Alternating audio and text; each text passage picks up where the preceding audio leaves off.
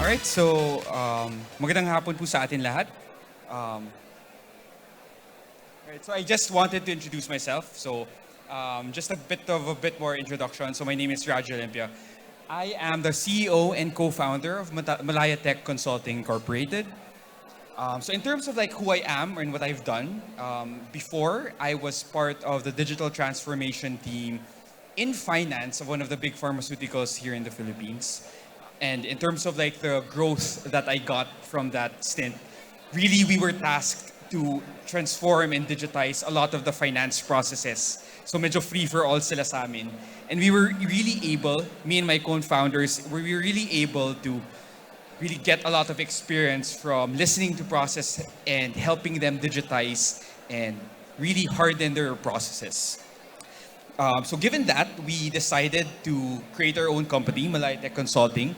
And from there, we're able to help in the telco space, the retail space, manpower, manufacturing, pharmaceutical again, real estate.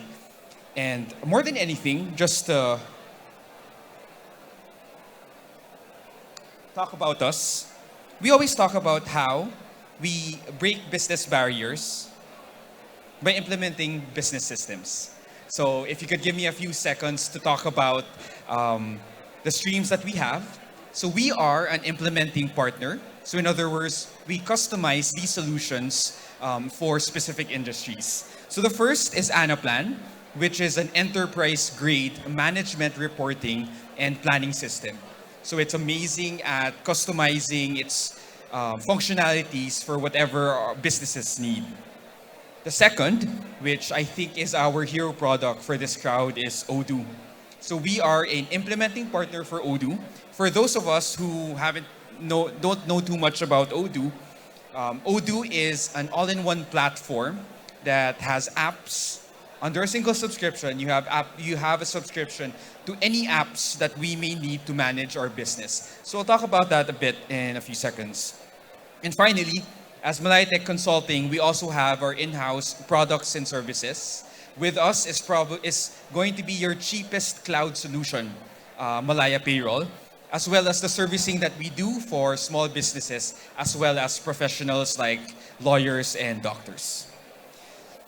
So, I wanted to do a thought experiment with you guys and ask what seems to be a very simple, simplistic question. So, tanong po tayo. I'm a business owner, tas gusto ko malaman, nakapagbayad na ba si customer? So parang simpleng question, di ba? But I think you know where I'm going at. And actually, for those who don't understand Tagalog, this is really just a question of, has the customer paid us? Right, so there's a couple of things that actually this might mean. The first thing is, which month? Kunwari subscription-based tayo na service, we want to know, has the customer paid last month? Or has he not paid in 3 months, half a year? It can also be a question of, does the customer even have the invoice? Na ibigay ba natin yung invoice sa customer? Or, baka naman walang issue. It may be, for example, that we have good payment terms and your customer is really just taking advantage of it. He's waiting for those 30 days before payment. Or, let's talk about what can be actually wrong is maybe we don't have a stock of the item that our customer wants. Or, related to this, manufacturing po tayo, na-delay yung manufacturing order. Or, let's say we're project-based, baka we may be milestone-based and we're waiting for the first milestone to be done.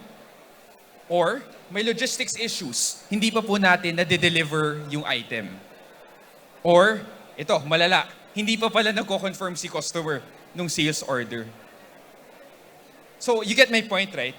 Ang daming pwedeng mangyari in such a simple question. So, anong kailangan ng business? Siguro, kailangan niya ng app or help that will track subscriptions if you're a subscription-based company. Or, a sales app para natatrack po natin the invoices that we're sending to our customers. Or inventory. We want to make sure that our inventory levels are healthy so that we can give our products to our customers. Or finance. Ayusin naman natin yung mga payment terms natin. Track tayo if we reconned it sa bank.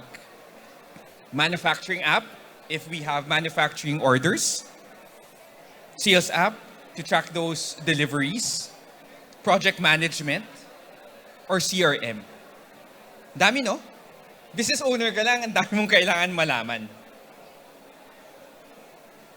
So this is exactly where Malaya Tech Consulting comes in.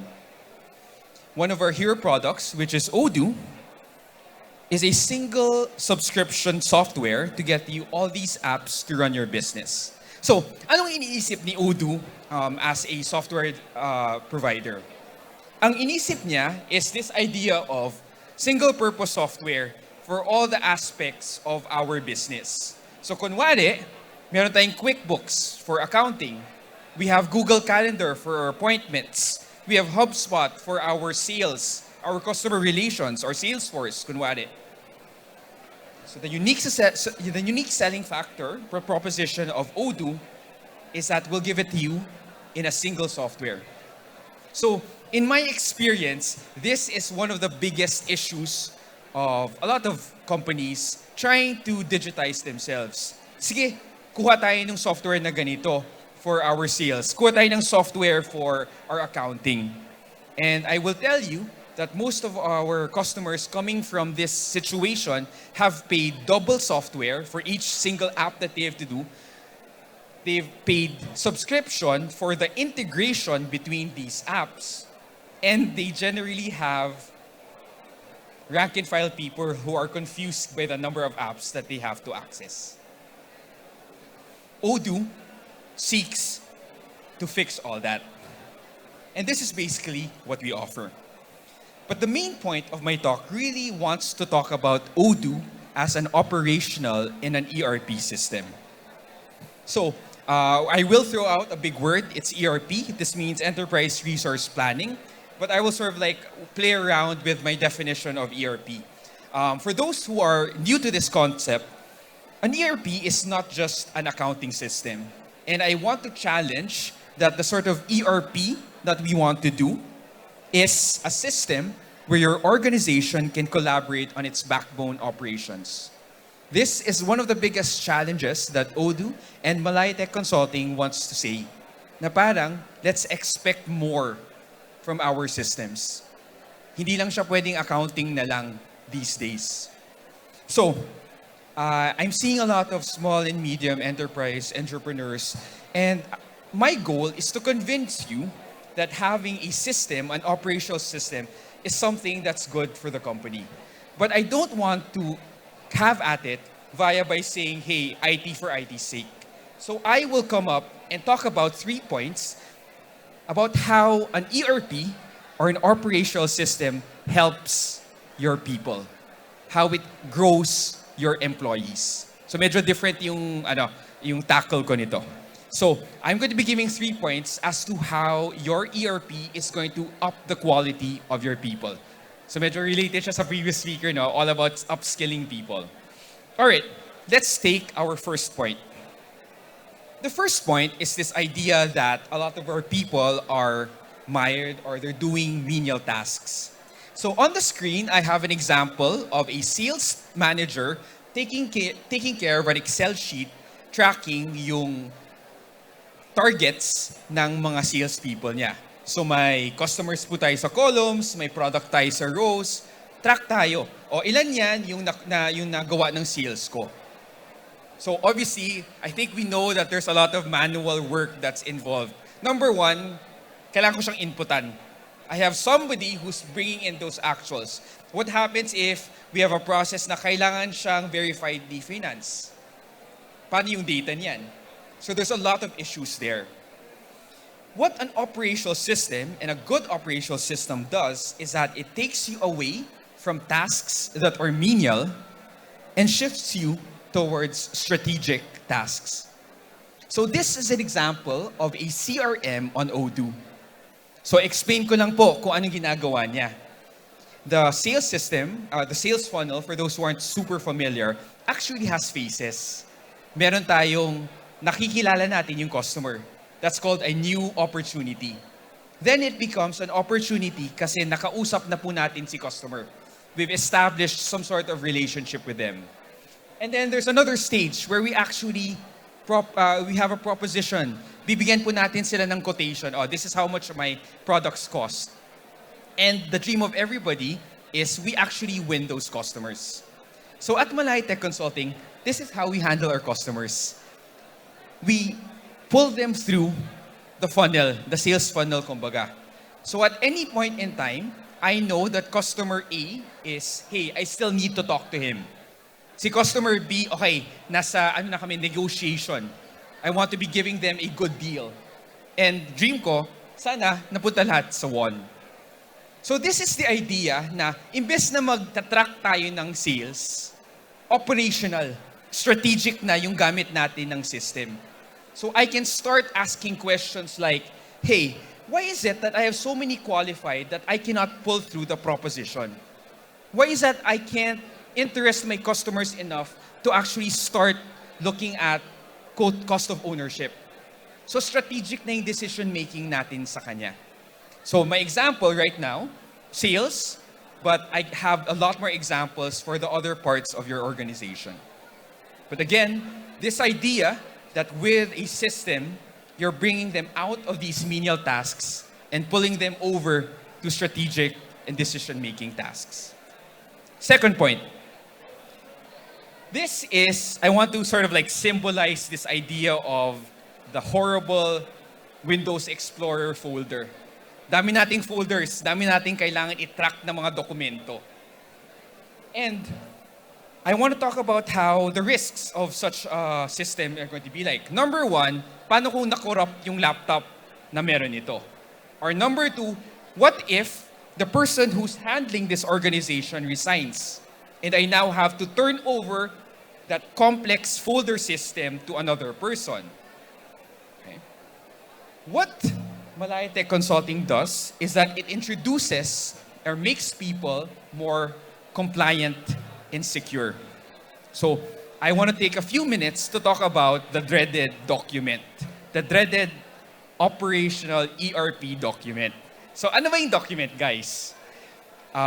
If you were to push me about why we have documents at our organizations, I will give you one answer. And that answer is process. We don't have documents for document's sake. Ang opinion ko is that we have documents because we want to execute a process.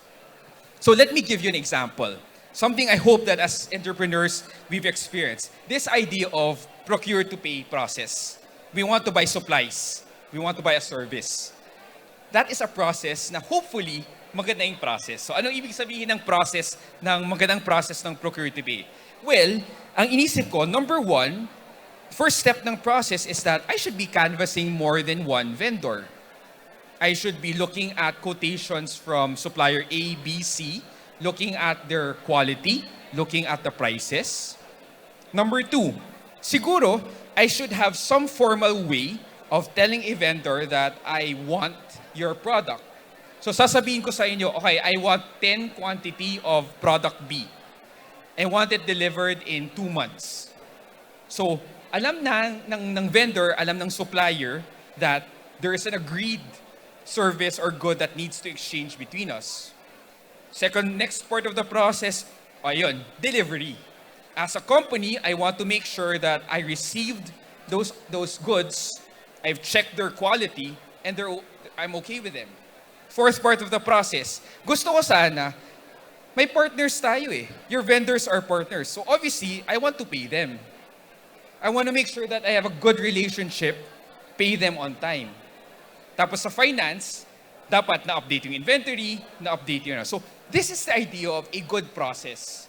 So just to go back to it, ang ibig lang sabihin is that your procurement is doing their job well. I'm getting you good products at really affordable rates.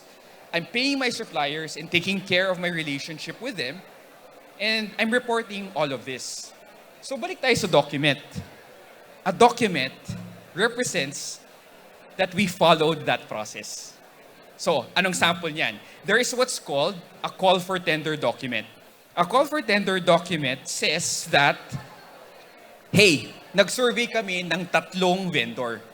Nakakapag-compare tayo ng prices. Oh, what's another document?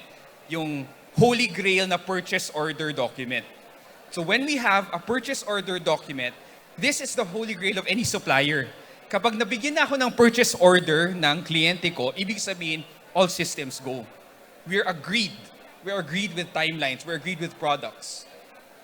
And obviously, the other documents that we need, official receipt, sales invoice. All these are telling us that we are following a process well. And that is exactly what an ERP or an operational system like Odoo does. It gives us documents to make sure that our employees are following good processes. So ang kwento ko naman dito is one of my proudest clients, which is sila yung nag-pioneer po ng mga test kits dito sa Philippines. Good friend, yung CFO. Tapos ang sabi ng CFO niya sa amin is that, "Nako sir, do you know that we talk on documents already?" So this is an example. This is a sales quotation document, and you see on the left side what is called the chatter box. Dito natin natatrack kung anong nangyari sa document. This is telling me that this sales order was resent today after it was modified a few days ago. Another example that I've done this is, alright, yung same tanong natin, nakapagbayad na ba si customer? I have a purchase order document that I'm looking at that tells me that I have sent, for example, payment. Okay? So, ang sabi ng CFO is that for some reason, my people are now more compliant. They have more security in the processes that they've done. So let's go back to how this helps our people. Well, number one, wala ka ng issue sa attrition. So if your people understand that some people move on to their next job, when there is a system, sasabihin ko sa inyo, mas madaling turnover. Wala ka nang ito-turnover ng mga documents. You just need to walk them through the process. And if it's a good system like Odoo is, it's even easier to turn over a process like that. So what you're doing is that you're making your processes more robust, more compliant, and getting away from risks. So let's go to our third way that we help our employees. So this is my catch-all for trying to describe how people think in in smaller settings. So I call this micro way of thinking. So bigyan ko po kayo ng example nito. I am an warehouse manager. I am dealing with around 15 SKUs. I know what the packaging looks like. Kaya ko siyang i-inventory daily. I am a finance in accounts receivable. I have around 20 people. I can maintain an Excel sheet that monitors whether my customers have paid. I know these customers. I know their numbers by heart. Kaya ko siyang bantayan. And I love these people. I love these people kasi sila, talagang they like their process. Kaya nilang magpuyat para mag-recon, mag-bank recon. Or kaya nilang magpuyat to take care of their accounts receivable or to update their inventory. But the next question is, what happens if those 10 SKUs now become 500 SKUs, 1,000 SKUs na may 5 variant kasi iba-iba yung kulay? What happens when those 10 customers become 100 customers, become 1,000 customers? Magbabantay tayo ng accounts receivable for all of them? What I'm seeing in most of our implementations is that most companies have good employees. So itong kwento naman nito is from a few days ago. So two days ago, scoping kami. Sabi ni Kuya, "Sir, we need to take care of what's called reordering rules." So ang reordering rules, guys, ito yung parang may inventory ka. Tapos kapag bumaba yung inventory ng 5, mag-reorder na ako para ma-replenish siya. So sabi ko, "Sir, Odoo has replenishment." So mag-auto purchase order kami. So we will order that item for you. Basta ma-reach niya yung level na yan. Tapos sabi ni Kuya, Sir, hindi po pwedeng static yung reordering level. Sabi niya, month on month, it changes. So ang context nito guys is they are a baking supplies firm, company. So very sensitive sila sa expiration ng mga SKUs nila. So sabi nila, Sir, kapag bumababa na yung demand, kailangan yung reordering level ko bumaba din. So this person, in his Excel sheet, was updating the actual demand of his products and setting reordering rules per month. Tapos sabi niya, Sir, di ko na kaya. I cannot do this anymore. My system has to help me. And this, guys, is very typical of the implementations that we do in Menial Tech Consulting. Your people are going to start thinking in a scalable way. Your people you have good people, and they're going to say, Sir, there is a better way to do this. There is a way to do this without staying overnight at the office. And they become more demanding. And what actually I see in most of our implementations is people who are creative enough to improve their processes and ask more from systems like ours. Ask more from what Odoo can do. And the last question is, why? Why do we want people like this? And as I look out to you guys, people who have small, medium enterprises, nandun kasi siya guys. We want to grow. We want to do more. We want to do more. We want to have more customers than what we have now. We want to explore more SKUs than what we're carrying right now. And the proposition is, one of the enablers is an operational system, an ERP system that helps us all collaborate on the backbone operations that we do on a day-to-day basis. So with that, I wish us all luck. Consider us Menial Tech Consulting. We are over at SS4. And really, I just want to summarize this by talking about how ERP systems, operational systems, help our people move from menial tasks to strategic tasks, help us with compliance and security, and help us scale up. Business today are often burdened with disconnected features from single apps, making it difficult to manage various operations effectively. At Menial Tech, we understand these business challenges. We help our clients with tailored solutions by integrating their processes into one cohesive system. Through this, our clients are now experiencing the freedom to focus on creating breakthrough innovations and reaching new heights. Break free from business barriers with Menial Tech.